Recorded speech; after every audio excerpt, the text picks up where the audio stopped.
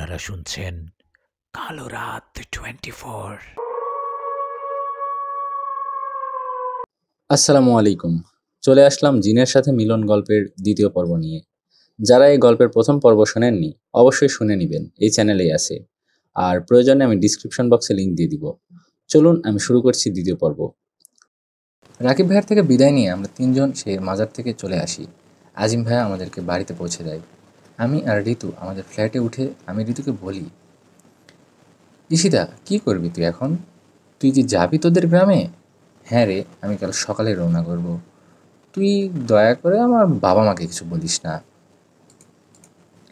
ঠিক আছে, তুই চিন্তা করিস না, আমি আঙ্কেল আন্টিকে কিছু বলবো না, কিন্তু আমার টেনশন হচ্ছে। তুই কি করতে চাচ্ছিস আসলে? তুই কি আসলে সেই জিনটার প্রেমে পড়ে গেলি নাকি? তুই কি ভুলে গেলি ও তোর সাথে সহবাস করেছে, যেটা তোর স্বামীর অধিকার ছিল? তারপরে ওকে এত সম্মান করিস কি করে? হ্যাঁ, এটা ঠিক, ও আমার অনুমতি ছাড়া আমার শরীরের সাথে খেলা করেছে। কিন্তু ঋতু, তুই যদি গতকাল আমার সাথে ওদের রাজ্যে যেতি, তাহলে দেখতি সে আমাকে কতটা সম্মান করেছে। তুই জানিস আমি ওর সাথে ঘুমিয়েছি, কিন্তু ও শুধু আমাকে জড়িয়ে ধরেছে, অন্য কিচ্ছু করেনি। আর গত 5 বছর ধরে ও আমাকে দেখে শুনে রাখছে, প্রতি রাতে আমার সাথে ঘুমাচ্ছে। ও চাইলে এই সুযোগটা অনেক আগেই নিতে পারতো, আর অনেকবার নিতে পারতো, কিন্তু ও এমনটা করেনি। যা হয়েছে একটি অ্যাক্সিডেন্ট ছিল সেই রাতে। আমি আগামীকাল যাব আর মহারাজ ইয়ামিনের বিরুদ্ধে একটা নালিশ করব সেই হাফেজের কাছে। আমি আমার সাথে যা যা হয়েছে সব কিছুর অধিকার চাইব। ঈশিতা, তুই কি করতে চাচ্ছিস আমি এখনও বুঝতে পারছি না। তোর বুঝতে হবে না, চল এখন রান্না করি। আমরা সেদিনের মতো রান্না করে খেয়ে ঘুমিয়ে পড়ি। সেদিন রাতে আমার সাথে কিছু ঘটে না। পরের দিন আমি খুব সকালে ঘুম থেকে উঠে বাস স্টেশনে চলে আসি। তারপর ওখান থেকে সোজা রওনা করি আমাদের গ্রামের উদ্দেশ্যে। আমাদের গ্রাম বরিশাল বিভাগে। আমি আমার দাদুকে একটা ফোন দিই আর বলি, দাদু আমি আসতেছি তোমাদের বাড়িতে। দাদু আমার মুখে এই কথা শুনে অবাক হয়, আমাকে বলে, তুমি হঠাৎ করে আসতেছ? তোমার বাবা মা জানে? আসলে দাদু, আমি বাবা মাকে জানিনি, না জানিয়ে আসছি। অনেকদিন তোমাদেরকে দেখি না, তাই আসতেছি। তুমি তো তোমার ছেলেকে চেনো, সে কোনোভাবে একা আসতে দেবে না। কিন্তু এখন আমি অনেকটা বড় হয়েছি। তুমি কিন্তু বাবা মাকে কিছু বলবে না, আর যদি বলো তাহলে কিন্তু ম্যানেজ করে নেবে। দাদু ঠিক আছে? ঠিক আছে সীতা, তুই দেখে শুনে আসিস। আমি তোকে আসার জন্য বাস স্টেশনে লোক পাঠিয়ে দিচ্ছি। অনেক ধন্যবাদ মাই ডিয়ার দাদু। 2 ঘন্টা পর আমাদের বাসটি ঢাকার বুক চিরে গ্রামের পথে চলতে শুরু করলো। তার 1 ঘন্টার ভিতরে বাসটি আমাদের গ্রামে পৌঁছে গেল। 5 বছর পর আবার পা দিলাম আমার সেই গ্রামে। এই 5 বছরে একবারও আমার এই গ্রামে আসা হয়নি। বাবার চাকরির পর আর পড়াশোনার জন্য অনেক চেষ্টা করেও আমরা আসতে পারিনি, কিন্তু আজকে আমি একা আসতে বাধ্য হলাম, শুধু তার জন্য। বাস থেকে নামতেই দেখতে পেলাম আমার গ্রামের খুব পরিচিত একজন ভ্যানওয়ালা চাচাকে দাদু পাঠিয়েছে। আমি ভ্যানে চলে বসলাম। ভ্যান চলছে আমার দাদের বাড়ির উদ্দেশ্যে। 20 মিনিটের ভেতরে ভ্যানটি আমার দাদার বাড়িতে পৌঁছায়। দাদু, দাদি, চাচা, চাচি সকলে আমাকে দেখে অনেক খুশি হয়। 5 বছর পর অনেক লম্বা একটা সময়। দাদা বাড়িতে দুপুরে অনেক মজা করে খাওয়া দাওয়া করি সকলের সাথে। আমার এই দাদা বাড়িতে সবচেয়ে কাছের বন্ধু হচ্ছে আমার চাচাতো বোন তানিয়া। আমি তানিয়াকে সব কিছু খুলে বলি সেই জিন রাজা ইয়ামিনের সম্পর্কে, আর তাকে অনুরোধ করি যেন আমাকে গ্রামের সবচেয়ে বড় মাদ্রাসার প্রধান শিক্ষকের সাথে দেখা করার ব্যবস্থা করে দেয়। আমার বোন তানিয়া একটি ছেলের সাথে প্রেম করত, তার বাড়িও ওই গ্রামে। তার নাম রানা। রানা ভাই আমাদেরকে বিকেলবেলা নিয়ে যায় ওই গ্রামের সবচেয়ে বড় মাদ্রাসার প্রধান শিক্ষকের সাথে দেখা করতে।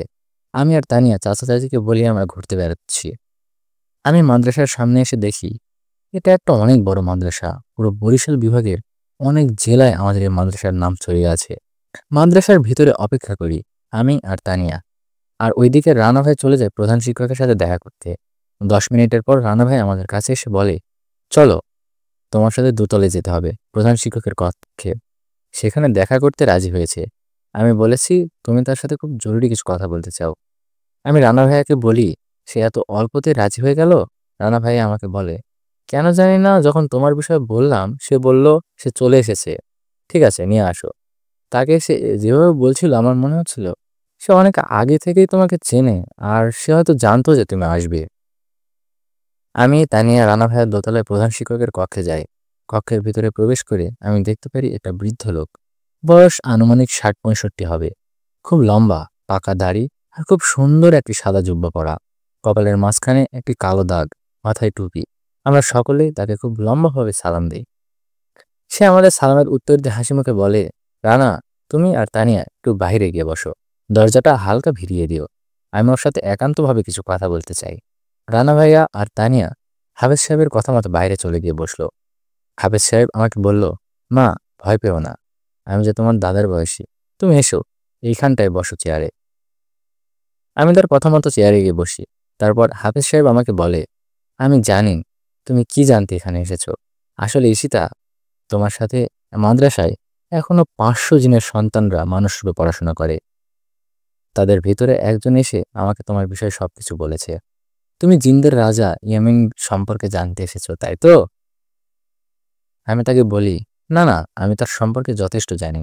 আমি আপনার কাছে আমার সাথে যা যা হয়েছে তার বিচার চাইতে এসেছি। আপনাকে সঠিক বিচার করতে হবে। কি হয়েছে তোমার সাথে, আর কিসের বিচার করতে হবে আমাকে বলো মা। সে আমার সাথে সহবাস করেছে, তাই আমি চাই মহারাজ ইয়ামিন আমাকে বিয়ে করবে। তার সকল ব্যবস্থা আপনি করবেন। ঈশিতা মা, তুমি যা বলছো ভেবে বলছো তো? সে কিন্তু তোমার মতো মানুষ না, সে একটা জিন। হ্যাঁ ইমাম সাহেব, আমি যা বলছি সব ভেবেই বলছি। দেখুন, সে আমার সাথে যা করেছে সেটা আমার স্বামীর অধিকার ছিল। যা হওয়ার তা তো হয়ে গেছে। এখন আমি ও তার নিজের বউয়ের অধিকার আদায় করব। ঠিক আছে মা, তুমি যা বলছো তাই হবে। এখন তুমি তোমার বাড়িতে ফিরে যাও। আমি রাতে ইয়ামিনের সাথে কথা বলবো, আর সে রাতের বেলায় তোমার সাথে দেখা করতে আসবে। আর আগামীকাল সে মানুষ রূপে আমার সাথে দিনের বেলায় তোমার বাড়িতে আসবে। আমি তোমার দাদাকে বিয়ের বিষয়ে প্রস্তাব দেব। আর আমি জানি তোমার দাদা বাড়ির সকলেই ইয়ামিনকে অনেক পছন্দ করে। এর আগেও তোমার চাচা যান তোমার বিয়ের বিষয়ে আমার সাথে কথা বলেছিল, কিন্তু তখন তো জানতাম না যে ইয়ামিন তোমাকে পছন্দ করে। আমি তোমার চাচাকে মানা করেছিলাম, কারণ ইয়ামিন একটা জিন। কিন্তু এ কথা তো আমার চাচা জানতো। ইয়ামিন মানুষ, আর সে আমার মাদ্রাসার একটা এতিম সন্তান, এটাই জানতো তোমার চাচা। আর দেখতে অনেক সুদর্শন। সে যখন গ্রামে ছিল তখন মানুষ রূপে গ্রামে ঘুরতো, বেরোতো, সেসব অনেক মানুষই তাকে পছন্দ করতো, তাকে তাকে ডাকতো। আমি ইমাম সাহেবকে বলি, ঠিক আছে, আমি এখন চলে যাচ্ছি। আমি রাতের বেলায় ইয়ামিনের জন্য অপেক্ষা করব। আপনি তাকে বুঝিয়ে আমার কাছে পাঠিয়ে দিবেন। আর হ্যাঁ, তাকে কিন্তু রাজি করাতে হবে বিয়ের বিষয়ে। তুমি চিন্তা করো না মা, সে আমার বিরুদ্ধে কখনো যাবে না। তুমি নিশ্চিন্তে বাড়িতে ফিরে যাও। আমি ইমাম সাহেবের কক্ষের বাইরে চলে আসি। তারপর রানা ভাই আর তানিয়াকে নিয়ে বাড়িতে ফিরে আসি। রাতে আমি আর তানিয়া একই রুমে ঘুমাই। আমি তানিয়াকে সবকিছু খুলে বলি, ও যা যা ইমাম সাহেব আমাকে বলেছে। তানিয়া আমাকে বলে, আমি তো ইয়ামিন সাহেবকে চিনি, সে খুব ভালো একজন ইমাম। সে আগে তো আমাদের এই মাদ্রাসাতেই থাকতো, আর আমাদের বাড়িতে মিলাদ মাহফিলে অনেকবার এসেছে। সে খুবই ভালো একজন ব্যক্তি। কিন্তু আমি তো বিশ্বাসই করতে পারছি না, সে একটা জিন। তাকে দেখে কোনোভাবে বোঝা যাচ্ছিল না সে যে কোনো সাধারণ মানুষ নেই। সীতা, তুই সত্যি বলছিস? তুই সত্যি বলছিস তো, নাকি মিথ্যে বলছিস? কোনটা? আরে পাগলি, আমি কি সত্যি বলছি না মিথ্যা, সেটা আজকে রাতেই দেখতে পাবি। রাতে তানিয়া আমার সাথে জেগেছিল। তার কথা সে যে করে হোক ইয়ামিনকে দেখবে জিন রূপে। রাত ঠিক 2টার দিকে আমার রুমের দরজায় কেউ একজন দুটো ঠোকা দিল, আর খুব মিষ্টি কণ্ঠে বলল, আজ কোনো ফাঁকিবাজি না, আজ সরাসরি দরজা দিয়ে প্রবেশ করব। দরজাটা খোলো। আমি ইয়ামিন, তুমি আমাকে আসতে বলেছিলে, তাই চলে এলাম। আমি খুশিতে আত্মহারা হয়ে যাই।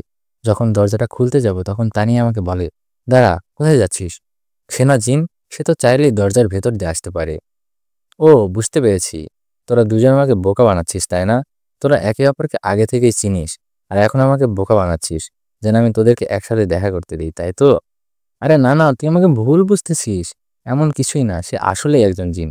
ঠিক আছে, তাহলে তুই প্রমাণ কর। তাকে বল সে যেন অদৃশ্য হয়ে ঘরের ভিতরে প্রবেশ করে। এই যে শুনছেন ইয়ামিন, আমি ঘরে একা না, আমার সাথে আপনার শালিকাও আছে। আর সে তার আদরের দুলাভাইয়ের কাছে একটি আবদার করেছে। আপনার শালিকা চাই আপনি অদৃশ্য হয়ে ঘরের ভিতরে প্রবেশ করেন। এখন এটা আপনার উপরে, আপনি কি আপনার শালিকার আবদারটি রাখবেন নাকি রাখবেন না? তখন দরজার বাইরে থেকে ইয়ামিন বলল, আমার আদরের শালি তার দুলাভাইয়ের কাছে একটা আবদার করেছে, আমি কি না রেখে পারি? তখনই আমি আর তানিয়া কিছু একটা সাদা ধোঁয়া দরজার নিচ দিয়ে ভেতরে প্রবেশ করতে দেখলাম। আর আস্তে আস্তে সেই ধোঁয়া থেকে একটি খুব সুন্দর মানুষের আকৃতি তৈরি হলো। আমাদের সামনে দাঁড়িয়ে আছে ইয়ামিন, একটি খুব সুন্দর রাজকীয় পোশাক পরা সে।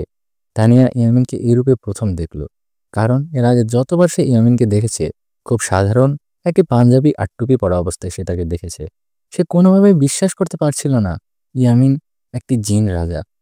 কিন্তু তানিয়া এই বিষয়টা বেশিক্ষণ নিতে পারল না। সে এটা দেখে অনেক ভয় পেয়ে গেল, আর সেখানেই অজ্ঞান হয়ে মাটিতে লুটিয়ে পড়ল। আমি আর ইয়ামিন তার কাছে গেলাম। ইয়ামিন আমাকে বলল, ভয় পাওয়ার কিছু নেই। সেই সব জিনিস দেখে অনেকটা ভয় পেয়ে গেছে, তাই জ্ঞান হারিয়ে ফেলেছে। সকালেই তার জ্ঞান ফিরে আসবে। আমি আর ইয়ামিন তানিয়াকে মাটি থেকে তুলে তানিয়ার খাটে শুইয়ে দিই। এরপর ইয়ামিন আর আমি আমার খাটের উপরে এসে বসি। ইয়ামিন আমাকে বলে, তোমার মাথা ঠিক আছে তো?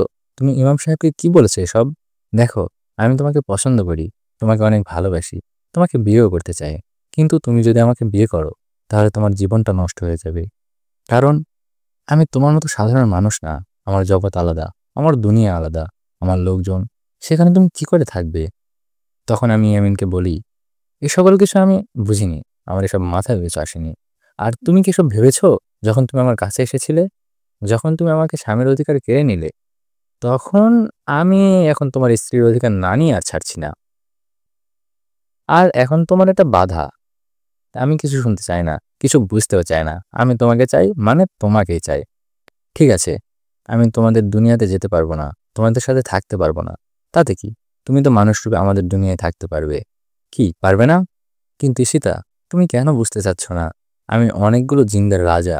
আমি যদি আমার জগতে না যাই, তাহলে আমাদের প্রজাদের কি হবে বলো? ইয়ামিন, একটি কাজ করো। তুমি বিয়ের পর দিনের বেলায় সাধারণ মানুষ আমার সাথে সংসার করবে, আর যখন রাতের অন্ধকার নেমে আসবে, তখন আমাকে নিয়ে তোমার জগতে যাবে। আর আমি যতটুকু জানি, তোমার জগতের সকল কাজই শুরু হয় রাতের বেলায়। কিন্তু ঈশিতা, তুমি বোঝার চেষ্টা করো। আমি আর কোনো ব্যাখ্যা শুনতে শুনতে চাই না ইয়ামিন। ঠিক আছে, আমি আর তোমাকে জোর করব না। তুমি চলে যেতে পারো আমার জীবন থেকে। কিন্তু মনে রেখো, আর কোনোদিন আমার কাছে আসার চেষ্টা করবে না।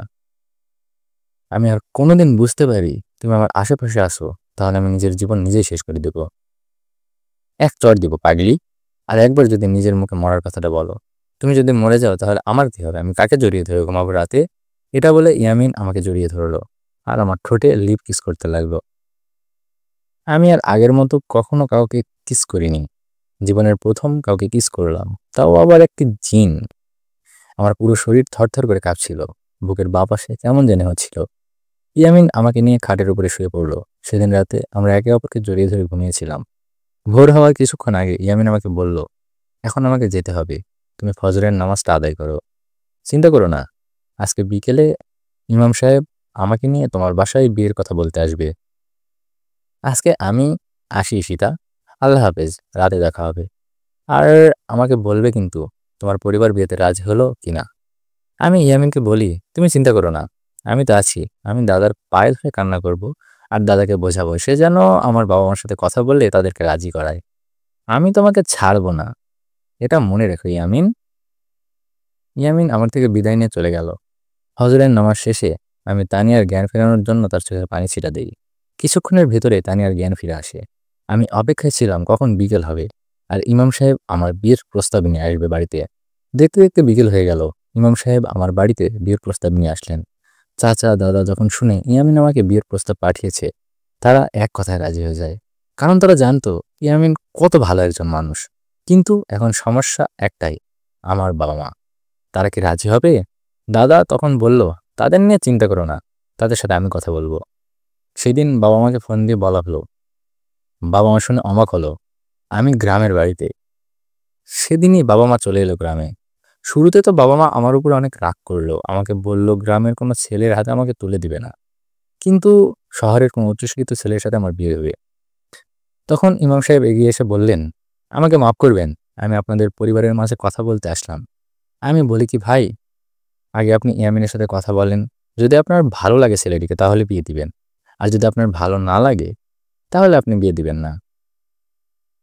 বাবা মা তখন বলল, ঠিক আছে, আপনি যদি বলছেন তাহলে আগামীকাল পাত্রকে নিয়ে আসেন এই বাড়িতে, আমরাও তাকে দেখতে চাই।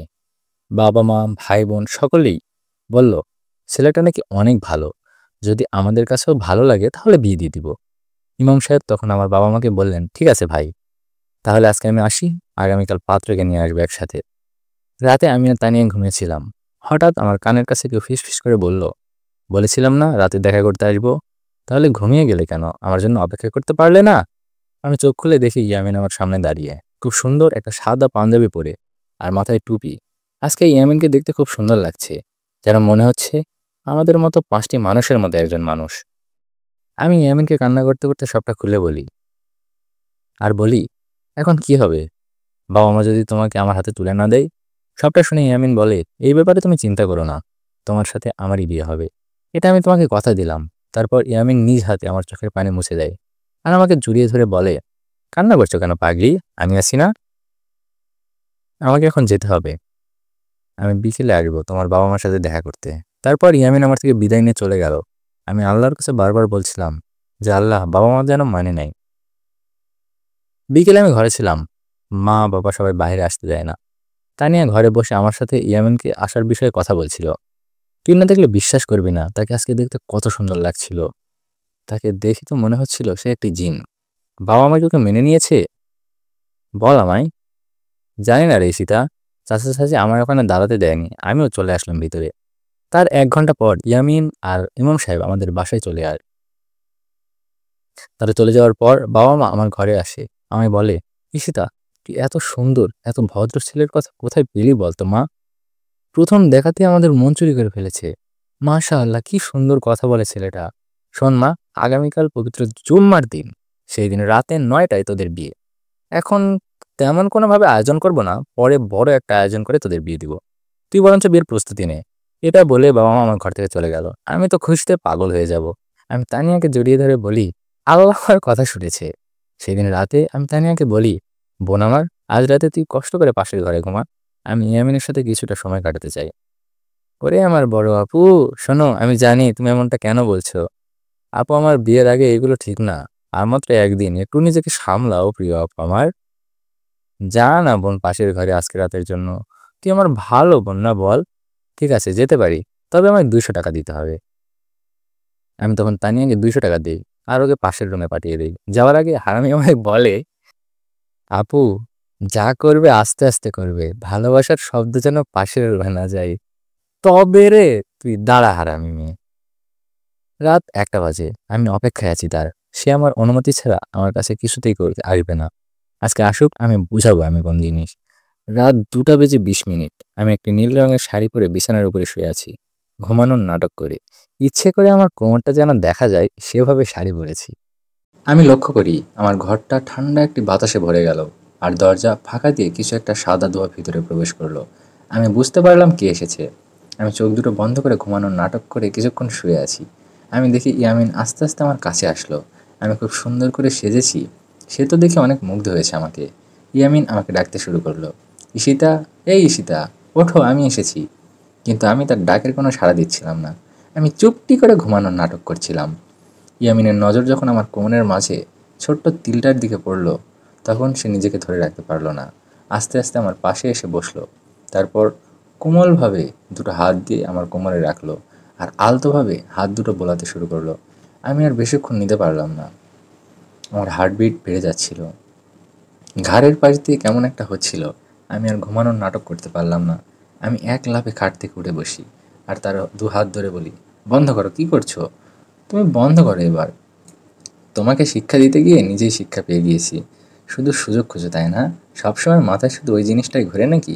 তখন ইয়ামিন আমাকে বলল, বিশ্বাস করো ঈশিতা, আমার এমন কোনো ইচ্ছা ছিল না, কিন্তু তোমার ওই কোমরের তিলটা আমার মাথা নষ্ট করে দিয়েছে। তাছাড়া আজ বাদে কাল তো আমার বিয়েই করছি নাকি। প্লিজ বিশ্বাস করো, আমি কিছু করব না, শুধু তোমার ওই তিলটাকে একটু কিস করব। ইয়ামিন এত মায়া লাগিয়ে কথাগুলো বলছিল যে আমি কোনোভাবেই তাকে না করতে পারছিলাম না। আমি তাকে বলি, ঠিক আছে, কিন্তু একটা কিস করবা, এর বেশি কিছু না কিন্তু। বিশ্বাস করো ঈশিতা, আমি এর বেশি কিচ্ছু করব না। ইয়ামিন আমাকে ধাক্কা দিয়ে আবারও বিছানায় শুয়ে ফেলে দিল। আমার শাড়িটা কোমরের পাশ থেকে সরিয়ে ফেললো। গোলাপি ঠোঁটটা আস্তে আস্তে আমার কোমরের কাছে নিয়ে আসলো। তারপর একটু সুন্দর করে কিস করলো আমার কোমরে। আমার উত্তেজনা বেড়ে গেল, আমার হার্টবিট বেড়ে গেল। ইয়ামিন সেখান থেকে উঠে আমার ঘাড়ে একটি কিস করলো। আমি যেন পাগল হয়ে যাচ্ছিলাম। আমি তাকে আটকাতে চেয়েও আটকাতে পারছিলাম না। ইয়ামিন তারপর আমার ঠোঁটে কিস করা শুরু করলো। আমি মনে মনে ভাবছিলাম, আজ বাদে কাল আমাদের বিয়ে। কিন্তু ইয়ামিনের অবস্থা দেখে মনে হচ্ছিল সে আজকেই বাসর করে ফেলবে। তাকে আটকানো দরকার। আমি ইয়ামিনকে এক ধাক্কা দিয়ে সরিয়ে দিলাম আর বললাম, কি করছো ইয়ামিন? শান্ত হও, কালকে তো আমাদের বিয়ে, আর আমি তো তোমারই নাকি পাগল? ইয়ামিন তখন আমাকে বলল, আচ্ছা ঠিক আছে, বাদ দিলাম। আচ্ছা শোনো, আমরা বিয়ের পর কীভাবে সংসার করব? আমি ইয়ামিনকে বললাম, দিনের বেলায় আমরা মানুষের মাঝে থাকব, কিন্তু ছোটোখাটো একটা মাদ্রাসায় জব করবে, দিন শেষে বাসায় আসবে। আর রাত যখন গভীর হবে তুমি তোমার দুনিয়ায় নিয়ে চলে যাবে আমাকে। কারণ তুমি একজন রাজা, তোমার কিছু দায়িত্ব আছে, সেখানে পালন করতে হবে। ইয়ামিন আমাকে বলল, তুমি কখন আমাকে ছেড়ে যাবে না তো? তখন আমি ইয়ামিনকে বলি, আমি যতদিন বাঁচবো তোমার সাথেই বাঁচবো। তারপর আমরা একে অপরকে জড়িয়ে ধরে ঘুমিয়ে পড়লাম। ভোর হওয়ার সাথে সাথে ইয়ামিন আমাকে ঘুম থেকে ডেকে তুলল। ঈশিতা, তাহলে আজকে আমি আসি, রাতে আসবো জামাই সেজে। যেটা গতকাল রাতে করতে দাওনি সেটা কিন্তু আজকে রাতে দিতে হবে। আমি ইয়ামিনকে বলি, আমি তোমার জন্য বউ সেজে অপেক্ষা করব। ইয়ামিন আমার থেকে বিদায় নিয়ে চলে গেল। আজকে পবিত্র জুম্মার দিন। আজ রাতেই বাবা মা আমাদের দুহাত এক করে দেবে। বাড়ি ভর্তি মানুষ, সকলে বিয়ের আয়োজন নিয়ে ব্যস্ত, আর আমি ব্যস্ত আমার ভাবনাকে নিয়ে। আজকে আমাদের বাসর রাত। এই রাতটাকে নিয়ে আমার কত আশা ছিল। আজকে আমি বাসর করব একটি জিনের সাথে। ভাবা যায় বিষয়টা? ইয়ামিন ও ইমাম সাহেব বিকেলের ভিতরে আমাদের বাসায় আসার কথা ছিল। মাগরিব পরে আমাদের বিয়ে। তবে বিকেল গড়িয়ে সন্ধ্যা নেমে এলো। না আসছে ইমাম সাহেব, না আসছে ইয়ামিন। আমি অনেক টেনশনে পড়ে গেলাম। কেন আসছে না তারা এখনও? বাবা, চাচা, আমার খালা তো ভাই,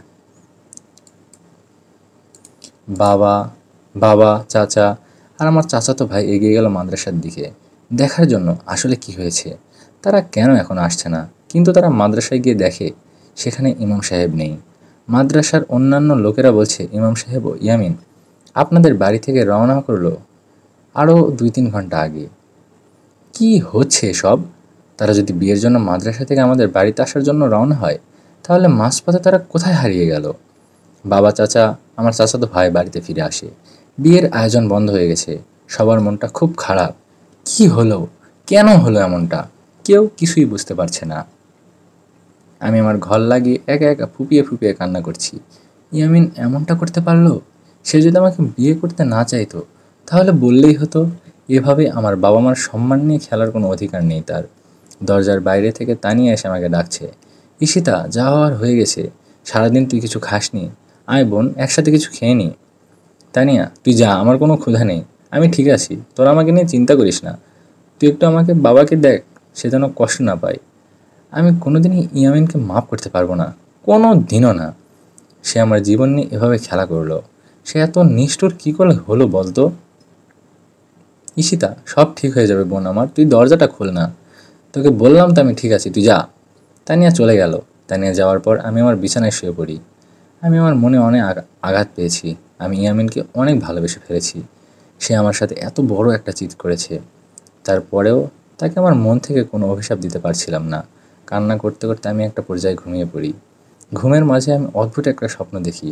আমি দেখছিলাম ইয়ামিন একটি অনেক বড় ঘোড়ার গাড়ির উপরে একটি খাঁচার ভিতরে বন্দী। ঘোড়ার গাড়িটা একটি পথ ধরে এগিয়ে যাচ্ছে, আর তার চারপাশে অনেক সৈনিক হেঁটে হেঁটে যাচ্ছেন।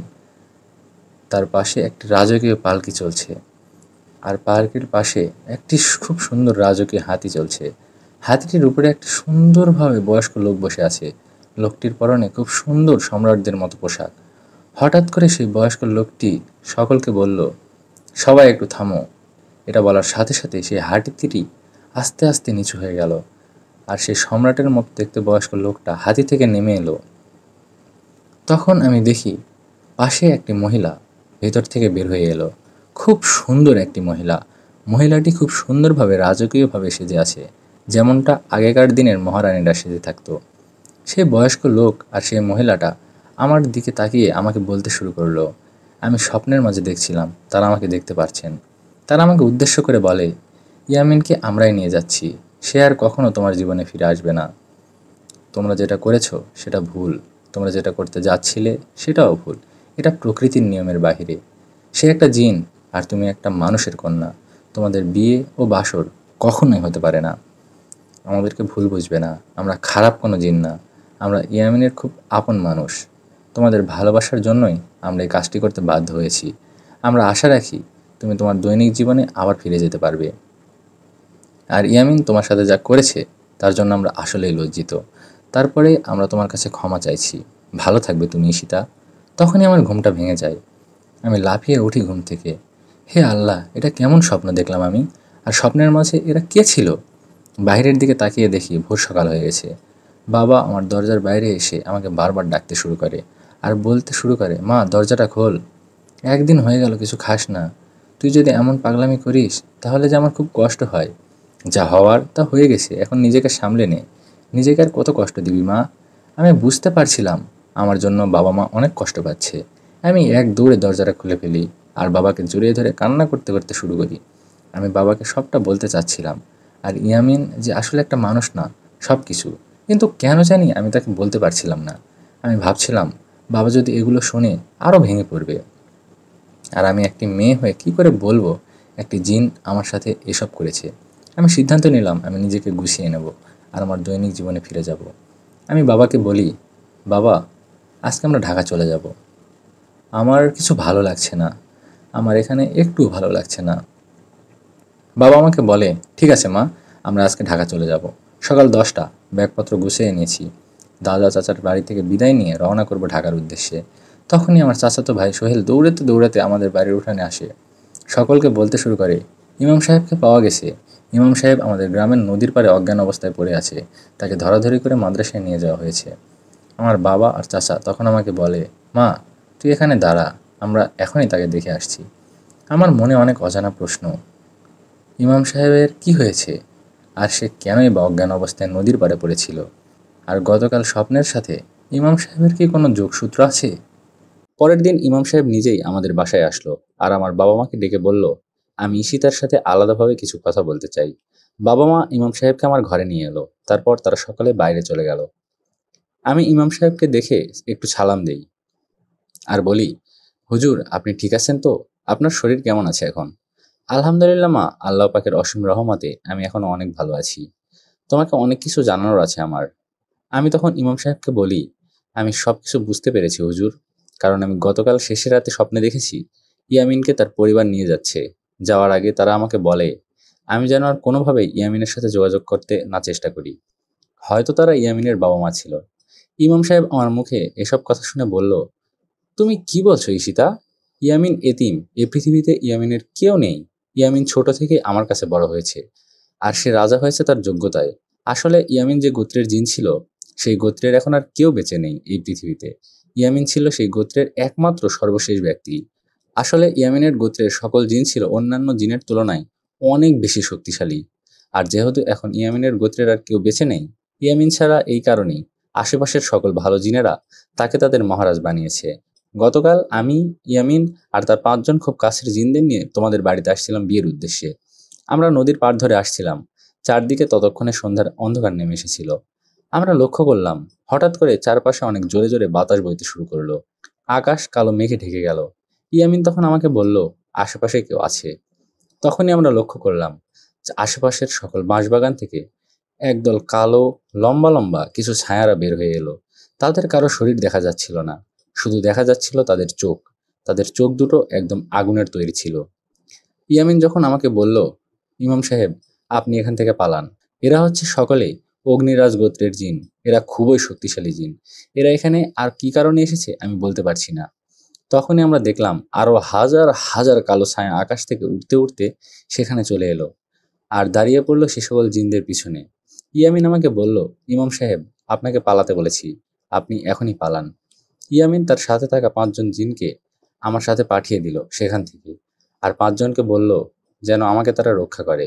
তারপর ইয়ামিন একাই ঝাঁপিয়ে পড়লো সেসব হাজার হাজার কালো ছায়ার উপরে। সে 5জন আমাকে নিয়ে বাতাসের বেগে ছুটে পালিয়ে আসলো সেখান থেকে। ইয়ামিনের সাথে কি হয়েছে আমি বলতে পারবো না। আমি তখন ইমাম সাহেবকে বলি, তাহলে আপনি অজ্ঞান হলেন কি করে? আসলে ঈশিতা, আমাকে নিয়ে যখন সে 5জন জিন পালিয়ে আসছিল, আমরা যখন নদীর ঘাটে দিকে আসছিলাম সাহায্যের জন্য, তখন চারপাশে মাগরিব শেষ হয়ে অন্ধকার নেমে এসেছে। নৌকার ঘাটে আসতে আমি দেখতে পাই সেই নৌকার উপরে একটি কালো জুব্বা পরা, মাথায় গামছা বেঁধে একটি লোক বসে আছে। আমি তাড়াতাড়ি এসে সেই নৌকার দিকে ছুটে যাই সাহায্য পাওয়ার আশায়, কারণ ওইদিকে ইয়ামিন একা ছিল। আর আমি জানি যদি অনেকজন মানুষ মিলে সেখানে যায় তাহলে সেই জিনগুলো সেখান থেকে পালিয়ে যাবে আর আমি ইয়ামিনকে উদ্ধার করতে পারবো। আমি যখন সেই নৌকার বসা লোকটির দিকে এগিয়ে যাই আর তাকে পিছন থেকে ডাকতে শুরু করি, এই যে মাঝি ভাই, মাঝি ভাই একটু সাহায্য করুন আমাদেরকে, সকলকে ডাকুন, জোরে জোরে ডাকুন, আমি আমাদের এই গ্রামের মাদ্রাসার বড় ইমাম, আমি অনেক বড় বিপদে পড়েছি, আপনাদের সাহায্য আমার খুব দরকার, আশেপাশে যত মাঝি আছে সকলকে ডাকুন, নয়তো অনেক দেরি হয়ে যাবে, আমাকে সাহায্য করুন। সেই মাঝিটা তার মাথা আমার দিকে ঘোরায়, কিন্তু সে তার শরীরটা একই জায়গায় রেখে দিয়েছিল। তার মাথাটা পুরোপুরি উল্টো দিকে আমার দিকে ঘুরে গেল। আমি দেখতে পাই তার চোখের জায়গায় চোখ নেই, মুখে আছে একটা বিচ্ছিরি হাসি। এটা দেখে আমি আর নিতে পারি না, আমি সেই নদীর পাড়ে অজ্ঞান হয়ে যাই। আমি অজ্ঞান হওয়ার পর ঝাপসা ঝাপসা ভাবে দেখেছিলাম ইয়ামিনের 5জন জিন, অনেকগুলো কালো ছায়া ঘিরে ধরেছে তাদের, আর তারা মৃত্যু চিৎকার দিচ্ছে আর বলছে, আমাদেরকে মেরো না। এরপর আমার আর কিছু মনে নেই। আমার যখন জ্ঞান ফিরে, আমি আবিষ্কার করি আমি আমার মাদ্রাসার বিছানায় শুয়ে আছি। আমি তখন ইমাম সাহেবকে বলি, আমার স্বপ্নে কারা এসেছিল? আমি তো ভেবেছিলাম ওনারা হচ্ছে ইয়ামিনের মা বাবা, কিন্তু তারা কেনই বা ইয়ামিনকে তুলে নিয়ে গেল? ইয়ামিনের সাথে তাদের কিসের শত্রুতা? ইমাম সাহেব আমাকে বলল, আমি এত কিছু বলতে পারবো না।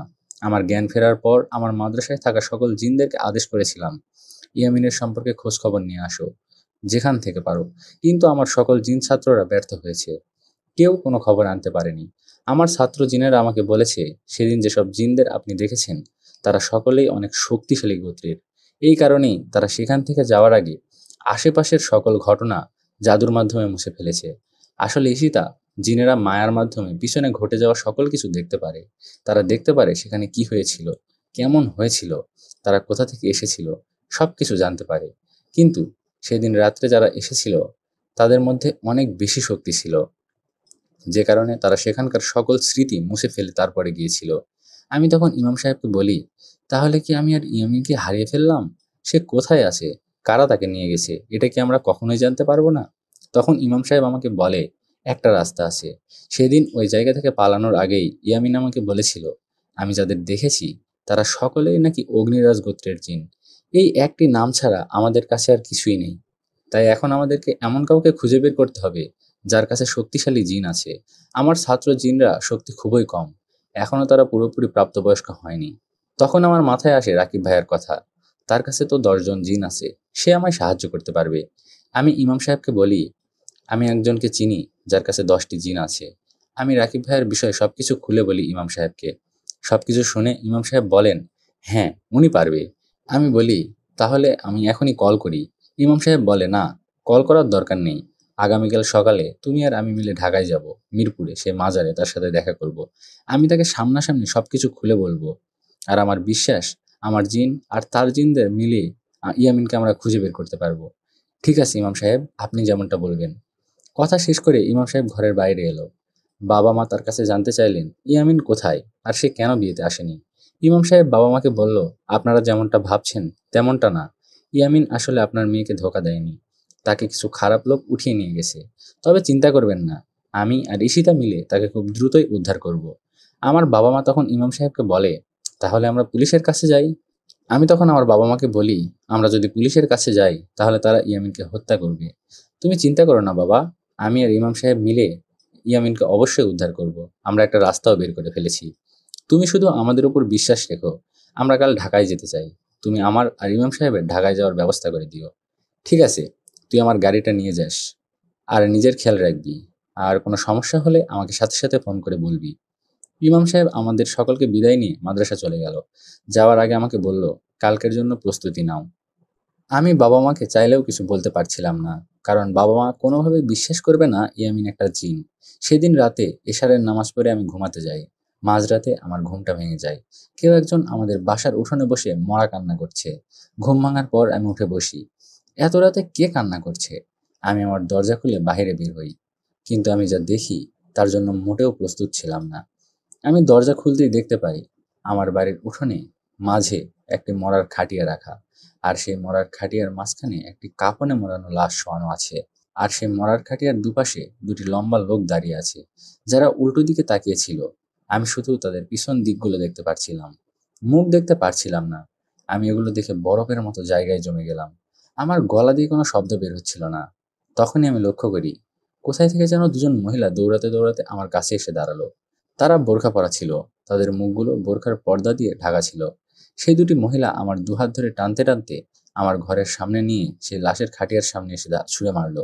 ঠিক তখনই এই চারিপাশে বাতাস বইতে শুরু করলো, আর লাশের উপরে থাকা কাপড়ের কাপড়টা উড়ে গেল বাতাসে। তখন আমি লাশের মুখটা দেখতে পাই। আমি দেখতে পাই এটা তো ইমাম সাহেব, যার মুখের একটি পাশ ভারী কিছু দিয়ে থেতলে দেওয়া হয়েছে, সেখানকার মাংসগুলো ঝুলে আছে। এই দৃশ্য দেখার পর আমি ভয়ে সেখান থেকে 2 পা পিছনে আসি। তখন সেই লম্বা দুটো লোক আমার দিকে ঘুরে তাকায়, তাকিয়েই বলতে শুরু করে, এটা তো কেবল শুরু। তুই ইয়ামিনের সন্ধান যতদিন না থামাবি, ততদিন তোর আপন মানুষগুলোকে আমরা কেড়ে নেব, তোকে যারা সাহায্য করবে সকলকে। মৃত্যুর খেলা শুরু হয়ে গেছে। এই খেলা থেকে বাঁচতে হলে তোকে ইয়ামিনকে ভুলে যেতে হবে। তোকে ভুলে যেতে হবে যে তোর জীবনে ইয়ামিন নামের কেউ ছিল। আর যদি তুই তার পরেও কারো থেকে সাহায্য নেওয়ার চেষ্টা করিস, তাহলে তার দশাও ঠিক ইমামের মতোই হবে। কথা শেষ করার পর সেই দুটি ব্যক্তি আমার দিকে ঘুরে তাকায়, কিন্তু তাদের শরীর জায়গাতেই দাঁড়িয়েছিল, শুধু মাথাগুলো ঘুরে গেছে আমার দিকে। আমি দেখেছি তাদের চোখের জায়গায় কোনো চোখ নেই, চোখের মণি পুরোপুরি ফাঁকা, আর পুরো মুখের মাংসগুলো যেন গলে গলে পড়ছে। এই দৃশ্য দেখার পর আমি সেখান থেকে দাঁড়িয়ে পালানোর চেষ্টা করি। তখন সেই দুটো মহিলা আমাকে ধরে ফেলে, আর মহিলা দুটো তাদের মুখের কাপড় সরিয়ে ফেলে। আমি দেখতে পাই মহিলা দুটোর মুখগুলো সুই দিয়ে সেলাই করা। আমি আর এই বিষয়টা বেশিক্ষণ নিতে পারি না। আমি অনেক জোরে চিৎকার দিই, আর সেখানেই অজ্ঞান হয়ে পড়ে যাই। পরদিন যখন আমার জ্ঞান ফেরে, আমার বাবা মা চাচা দাদা সকলে আমার কাছে দাঁড়িয়েছিল। দাদু আমার কাছে জানতে চায়, তুই মাঝরাতে এমনটা কেন করলি? আমি দাদুকে বলি, আমি কি করেছি? দাদু আমাকে বলে, তুই মাঝরাতে ঘরের বাইরে এসে উঠানে দাঁড়িয়ে চিৎকার করছিলি আর বলছিলি, ওদেরকে সরাও, আমাকে মেরে ফেলবো ওরা। তোর চিৎকার শুনে যখন আমরা সকলে ঘরের বাইরে আসি, এসে দেখলাম তুই আকাশের দিকে তাকিয়ে চিৎকার করছিস আর বলছিস, ওদেরকে সরাও, ওদেরকে নিয়ে যাও এখান থেকে। তোর বাবা মা তোর কাছে যায়, তোর শরীরকে স্পর্শ করে, তখনই তুই তাদেরকে 2 হাত দিয়ে উঁচু করে 2 পাশে ছুঁড়ে মারিস। আমি বুঝতে পারছিলাম তোর ভিতরে কিছু একটা প্রবেশ করেছে। তখন তুই সকলকে পুরুষ কণ্ঠে বলতে শুরু করলি, তোদের মেয়েকে আটকা, ও যেন ইয়ামিনের খোঁজে বের না হয়। ইয়ামিন কোনো মানুষ না, সে আসলে একটা জিন। তোদের মেয়ে একটা জিনকে ভালোবাসে, আর ওই জিনটার সাথে তোরা ওকে বিয়ে দিতে চেয়েছিলি। আর সেই জিনটিকে আমরা বন্দি করে রেখেছি। এটার পেছনে একটা কারণ আছে, কিন্তু তোর মেয়ে আমাদের পথের কাঁটা হয়ে দাঁড়াচ্ছে। তোদের কারণে বেচারা ইমাম অকালে প্রাণ হারালো। আর যদি তোদের মেয়ে এখানেও না থামে, তাহলে তোর বাপ কিন্তু সেও প্রাণ হারাবে। এটা বলে তুই পাগলের মতো হাসতে শুরু করলি। আমি সাথে সাথে ঘরের ভিতর থেকে জমজমের পানি এনে তোর শরীরে ছুটিয়ে দিই, আর আয়াতুল কুরসি পড়ে তোকে বারবার ফু দিতে শুরু করি। পানি ছিটা পেতে তুই চিৎকার করতে শুরু করলি, আর আমাকে বলতে শুরু করলি, তোর বোধহয় মরার ইচ্ছে জেগেছে তাই না? পূরণ হবে তোর আশা, পূরণ হবে, তুই আর বেশি দিন বাঁচবি না। এটা বলেছিস অনেক জোরে জোরে চিৎকার করে, আর তারপর সেখানেই তুই অজ্ঞান হয়ে পড়ে গেলি। তারপর আমরা সকলে তোকে ধরাধরি করে ঘরে নিয়ে আসি। দেখ ঈশিতা, আমরা চাই তোর সাথে কি হচ্ছে সবকিছু তুই আমাদের বল, কারণ আমরা বুঝতে পারছি সেই জিনটি তোর উপরে শুধু ভর করেনি। তাই দেরি হয়ে যাওয়ার আগে তুই আমাদেরকে বল, আসলে কি ইয়ামিন একটি জিন? দাদুর কথার উত্তরে আমি কিছুই বলি না, শুধু চুপচাপ গতকালকের দৃশ্যগুলো ভাবছিলাম। আমাকে চুপ থাকতে দেখে দাদু আমাকে বলল, ইমাম সাহেব আর বেঁচে নেই। গতকাল রাতেই তাকে কেউ হত্যা করেছে, বা কে করেছে আমরা কেউই জানি না। খুব ভারী একটি পাথর দিয়ে তার মুখের এক পাশ থেতলে করে দেওয়া হয়েছে। খুব ভয়ানকভাবে তাকে হত্যা করা হয়েছে। সবাই চেষ্টা করেছে তার খুনিকে ধরার। দাদুর মুখে এসব কথা শুনে আমার পায়ের তলার মাটি সরে গেল। তার মানে আসলে সেই খারাপ জিনগুলো ইমাম সাহেবকে হত্যা করলো? ইমাম সাহেবের মৃত্যুর কথা শুনে আমার চোখ দিয়ে পানি টলমল করে বের হয়ে আসছিল। আমার মনে পড়ছিল সেই দিনগুলো। ইমাম সাহেব আমার মাথায় হাত বুলিয়ে বলেছিল, ঈশিতা মা, তোমার সাথে ইয়ামিনের বিয়ে দেব আমি। সে খুবই ভালো একজন ব্যক্তি, খুবই সৎ এবং ইমানদার একজন ব্যক্তি ছিল, আর তাকে সেই ভয়ানক দেখতে জিনগুলো হত্যা করলো। আমি হাউমাউ করে কান্না শুরু করলাম। বাবা মা আমাকে এসে শান্ত করলো, আর আমাকে বলল, বলতো মা, কি হয়েছে আসলে? আসলেই কি ইয়ামিন জিন? দয়া করে তুই আমাদের কাছে আর কিছু লুকাস না। তোর যদি কিছু হয়ে যায়, তাহলে আমরা কি নিয়ে বাঁচবো বল? আমি বাবাকে বলি, হ্যাঁ বাবা, ইয়ামিন আসলে একটি জিন। কিন্তু বাবা, বিশ্বাস করো, সে খুব ইমানদার একজন জিন, আর সে এখন অনেক বড় বিপদে আছে। তাকে কিছু ভয়ানক দেখতে জিন উঠিয়ে নিয়ে গেছে, আর ইমাম সাহেব আর আমি তাকে মুক্ত করার জন্য রাস্তা খুঁজছিলাম। কিন্তু বাবা, গতকাল সেই জিনগুলো ইমাম সাহেবকে হত্যা করেছে। আমি বাবা মাকে সবকিছু খুলে বলি গতকাল রাতে কি কি হয়েছে, আর ইয়ামিন আসলে কি। সবটা শুনে বাবা মা আমাকে বলে, তুই আর ইয়ামিনের কথা মুখে আনবি না, তোমাকে আমরা এখনই ঢাকায় নিয়ে যাব। অনেক হয়েছে, ব্যাস, আমরা আমাদের মেয়েকে হারাতে পারবো না। তুমি ব্যাগপত্র গোছাও, আমরা আজই রওনা হবো ঢাকার উদ্দেশ্যে। দাদু তখন আমার বাবাকে বলে, ঠিক আছে, তোরা চলে যাস, তবে আজ না, আগামীকাল যাস। আজকে তো বিকাল হয়ে আসলো, এখন যাওয়াটা ঠিক হবে না। আগামীকাল সকাল সকাল রওনা করিস। আমি দাদুকে বললাম, দাদু তুমি অন্তত বোঝার চেষ্টা করো। দাদু আমাকে বলল, দেখ ঈশিতা, আমি তোর দাদু হলেও সবসময় তোর সাথে বন্ধুর মতোই চলাফেরা করেছি। তুই যখন যা আবদার করেছিস আমি রেখেছি, কিন্তু আজকে আমি বলছি তোর বাবা মা যেটা বলছে সেটা একবারে ঠিক। হ্যাঁ, আমি মানছি ইয়ামিন নাকি ভালো জিন, আর আমি তোদের বিয়েতেও অমত করছি না, কিন্তু ইয়ামিনকে যারা তুলে নিয়ে গেছে তারা খুবই ভয়ানক। তারা মোটেও ভালো জিন না। তারা যে কোনো সময় যে কোনো জিনিস করে ফেলতে পারে। চোখের পলকে তারা তোদের জীবন নিয়ে যেতে পারে। তাই আমি বলছি সীতা, তুই ইয়ামিনকে ভুলে যা দাদু। আর তোর বাবা মা যা বলছে তাই শোন, তাতেই আমাদের সকলের জন্য ভালো হবে। তোর যদি কিছু একটা হয়ে যায় তাহলে এই দাদু কাকে নিয়ে বাঁচবে বল? আমি কিচ্ছু বলি না, আমি চুপচাপ কান্না করছিলাম। কি বা বলবো? বাবা মা যেটা করছে আমার ভালোর জন্যই তো করছে, কিন্তু বাবা মা এটা বুঝতে চাচ্ছে না। আমি ইয়ামিনকে ছাড়া ভালো থাকতে পারবো না। আমি তিলে তিলে মরে যাব। আমি মনে মনে সিদ্ধান্ত নেই, এখন বাবা মার সাথে ঢাকা যাই। ঢাকা যাওয়ার পর ঋতুর সাহায্যে আবারও রাকিব ভাইয়ের সাথে দেখা করব। আর আমার বিশ্বাস রাকিব ভাই কিছু না কিছু একটা অবশ্যই করতে পারবে। সে আমার ইয়ামিনকে আমার কাছে ফিরিয়ে আনতে পারবে। বিকেল ফুরিয়ে রাত নেমে এলো। আগামীকালই আমরা ঢাকার উদ্দেশ্যে রওনা করব। আমি গতকাল রাতে খুব ভয় পেয়েছি, এই কারণে আজকে আমার মা বাবা আমার কাছেই ঘুমিয়েছে। রাত যখন গভীর হয় তখন আমি একটা খুব ভয়ঙ্কর স্বপ্ন দেখি, কিন্তু স্বপ্নটা ভাঙার পর আমি বুঝতে পারি এটা কোনো স্বপ্ন ছিল না। আমি আমার জীবনের সবচেয়ে বড় জিনিসটা হারিয়ে ফেললাম। মাঝরাতে আমি স্বপ্ন দেখছিলাম আমার দাদুকে সেদিনের দেখা ভয়ঙ্কর সেই দুটি জিন তার ঘর থেকে টানতে টানতে বাইরে নিয়ে এলো। তারপর দেখি ওই দুটি জিন, তাদের জিন দুটের মধ্যে একটি জিন তার জামার নিচ থেকে একটি ধারালো চাপাতি বের করল। তারপর তার সাথে থাকা আরেকটি জিন আমার দাদুকে এক লাথি দিয়ে মাটিতে সরিয়ে দিল, আর তার এক হাত চেপে ধরলো। আরেকটি জিন এক লাফ দিয়ে আমার দাদুর বুকের উপরে উঠে বসলো। তারপর তার হাতে থাকা সে ধারালো চাপাটি দিয়ে আমার দাদুর বুকে অবরোধ কোপাতে শুরু করলো। আমি স্বপ্নের মাঝে কান্না করছিলাম আর চিৎকার করে বলছিলাম, তাকে ছেড়ে দাও, মেরো না, তোমরা মেরো না আমার দাদুকে। কিন্তু আমার কথা তারা শুনছিল না। তারা আবারও আমার দাদুর শরীরের উপর নির্যাতন করা শুরু করলো। কয়েক সেকেন্ডের ভেতরেই আমার দাদুর ভিতর থেকে প্রাণ পাখিটা বের হয়ে চলে গেল। সেই দুটি জিন যখন বুঝতে পারলো আমার দাদু মারা গেছে, তখন তারা তার বুকের উপর থেকে নেমে গেল। আমার দাদুকে কয়েকটি লাথি মারলো আর বলল, বলেছিলাম না তোকে মরতে হবে, তুই খুব দ্রুত মরবি। এটা বলার পর তারা আমার উদ্দেশ্যে বলল, একে একে দুটি প্রাণ গেল, এখনো কি তুই ইয়ামিনকে বাঁচাতে চাস? মনে রাখিস, এরপর কিন্তু তোর বাবার পালা, তারপর তোর মার, তারপর তোর চাচা চাচির। এটা বলতে বলতে সেই দুটো জিন হাসতে হাসতে বাড়ির বাইরে চলে গেল। আমার স্বপ্নটা ভেঙে গেল। আমি ঘুম থেকে লাফিয়ে উঠি আর অনেক জোরে জোরে কান্না করতে শুরু করি। মা আমাকে সান্ত্বনা দেওয়ার চেষ্টা করছিল আর বলছিল, কি হয়েছে, তুই কান্না করছিস কেন, কি হয়েছে? তখন চারপাশে ফের আজান দিচ্ছিল। আমি মাকে বলি, মা, দাদু আর নেই, দাদুকে ওরা মেরে ফেলেছে। মা বলে, তুই হয়তো কোনো খারাপ স্বপ্ন দেখেছিস। আমি মার কোনো কথাই শুনি না। আমি দরজা খুলে এক দৌড়ে দাদির ঘরে চলে যাই। দাদুর দরজার সামনে গিয়ে আমি ডাকাডাকি শুরু করি, কিন্তু দাদু দরজা খুলছিল না। আমার এত জোরে চিৎকার শুনে বাড়ির সকলে বাইরে চলে আসে। এবার সবাই খুব টেনশনে পড়ে গিয়েছিল, কারণ দাদু এখনো দরজা খুলছে না। আমার বাবা চাচা মিলে দাদুর ঘরের দরজাটা ভেঙে ফেলে, আর আমরা সকলেই ঘরের ভিতরে প্রবেশ করি। ঘরের ভিতরে প্রবেশ করে দেখি পুরো ঘর লণ্ডভণ্ড হয়ে আছে। আমার দাদু মাটিতে শুয়ে আছে, দাদুর পাঞ্জাবি ছেঁড়া। আমি এই অবস্থা দেখে আরো জোরে জোরে কান্না করতে শুরু করি। মা আমাকে ধরে ফেলে, দাদুর কাছে যেতে দেয় না।